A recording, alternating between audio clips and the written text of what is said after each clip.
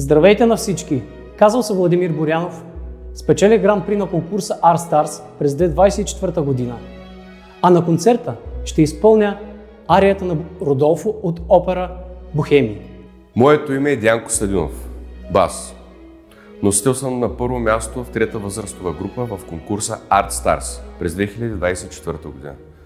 На концерта ще ме чуете в изпълнението на Княз Гремин от операта Евгений Онегин на Чайковски. Аз съм Теодора Марчева, колоратурен сопран. Носител съм на първа награда във втора възрастова група на 9-то издание на конкурса. Можете да ме чуете в изпълнение на ария на Олимпия от операта Хофманови разкази на Офенбах. С Владимир И Теодора ще изпълним дует на Джилда и Херцога. от операта Риголето на Верди. Очакваме ви във Варненска опера на 29 януари!